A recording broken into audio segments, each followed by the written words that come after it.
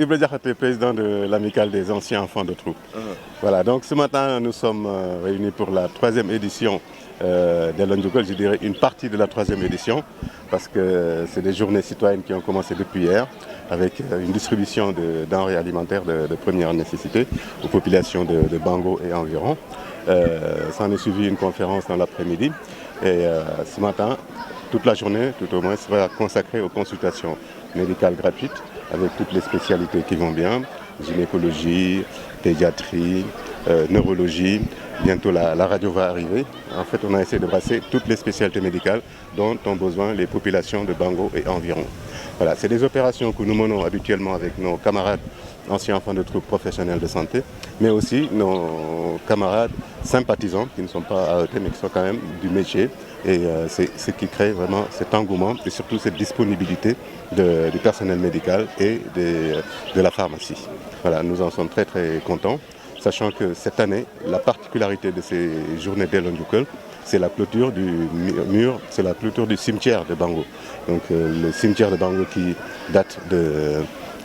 très nombreuses décennies, donc je pense que c'est la fin du siècle dernier. Eh bien, ce cimetière était laissé à l'abandon de tous les animaux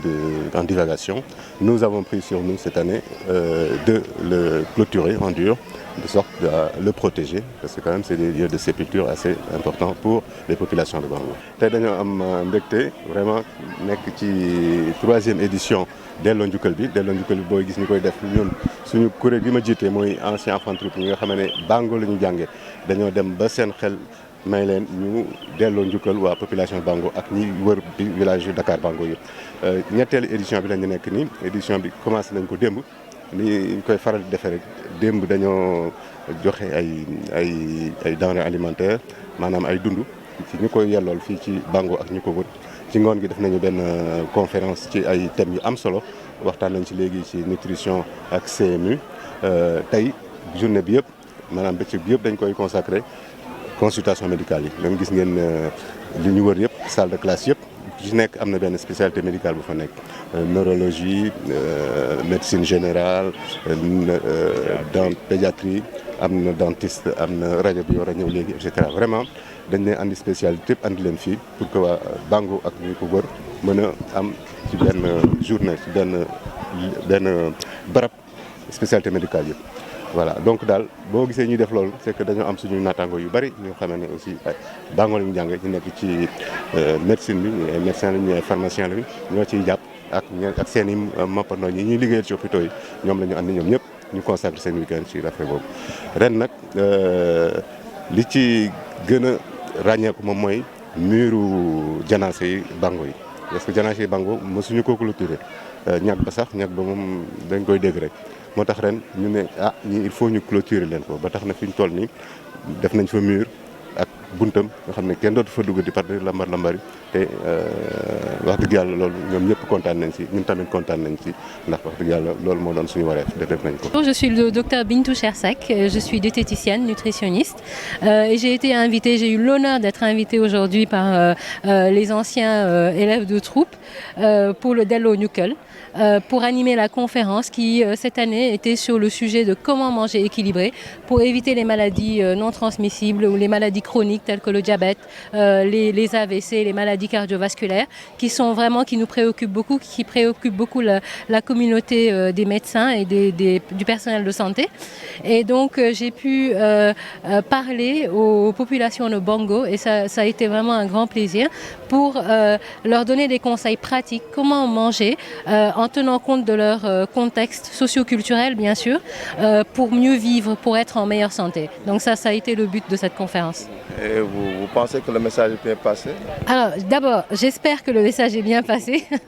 Ensuite, on a eu une série de questions à la suite de la conférence qui m'ont fait et de commentaires, de contributions, qui me donnent espoir que, oui, il y a des messages qui sont passés et qu'aujourd'hui, même si on a réussi à faire réfléchir aux populations, à faire réfléchir les populations et ensuite à penser à changer les choses, on aura réussi notre mission. Donc je suis absolument certaine que ça a servi à quelque chose. Alors ci édition delloo njukkalu année bi 2020 association bu des enfants de troupe ñoom invité pour que ma waxtaan ak population Bango yi ci wàllu lekkin bu sell ak lekkin bu sell lu mën a indi suñu wérgu yaram ba aar ñu ci feebar yu bari yoo nga xamante ne ñu ngi leen di woowee li maladie chronique ñu mel ni ay diabète ak ay feebaru xol yoo xamante ne moo ñu jaaxal fi mu nekk nii fi ñu toll nii. Alors ñu invité ma ñu waxtaan ci naka la ñëpp mën a sellalee seen lekkin quel que soit moyen yi ñu am et puis quel que soit ñu dëkkee ak li maanaam li disponible daal seen environnement li fi disponible naka la ñu mën a def ba sellal li ñuy lekk donc loolu moo doon suñu mébét te defe naa aussi am nañu yaakaar ni am na lu bari lu ñu xelal population yi démb ci suñu conférence bi. Donc, je suis Mohamed Mahissi, je suis le directeur des systèmes d'information à l'Agence de la couverture maladie universelle. Alors vous avez participé, n'est-ce pas, à la 3e édition de cette année. Qu'est-ce qu'on peut retenir par rapport justement à ce panel? Donc le panel avait pour but de communiquer sur le programme de couverture maladie universelle, les mécanismes qui ont été mis en place depuis 2015 à travers les 676 mutuelles de santé communautaires, les mécanismes d'adhésion de masse qu'on est en train de mettre en place à travers la CMU élèves et surtout la campagne Sunu CMU qu'on est en train de mettre en œuvre pour booster l'adhésion en masse des femmes et des élèves dans les mutuelles de santé communautaires. Donc vous savez que c'est un programme que le gouvernement du Sénégal a mis en place depuis janvier 2015 à travers l'Agence de la couverture maladie universelle. Et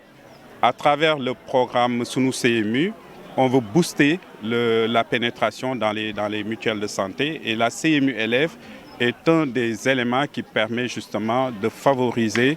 le développement en fait de la couverture dans les mutuelles de santé. Et donc on était venu ce week-end partager avec les populations sur les mécanismes que la CMU a mis en place et particulièrement sur la campagne actuelle de solidarité 1 million d'enfants dans les mutuelles de santé, de femmes et d'enfants dans les mutuelles de santé communautaires.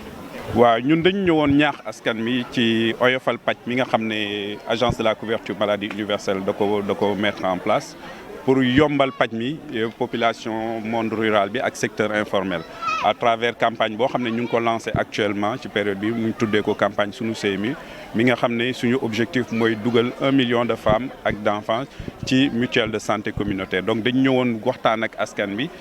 xamal leen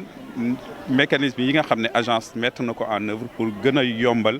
bindu bi ci mutuelle de santé communautaire donc loolu lañ ñëwoon waxtaan ak démb ak population bi ñaax leen ci mécanisme yi ñu mettre en place ak tamit jumtuwaay xarale yi bees yi nga xam ne ñu ngi koy mettre en place pour gën a yombal connaissance su programme bi gën a yombal bindu bi ci mutuelle de santé communautaire ak gën a yombal tamit accès bi ci point de prestation fi nit ñi war a fajoo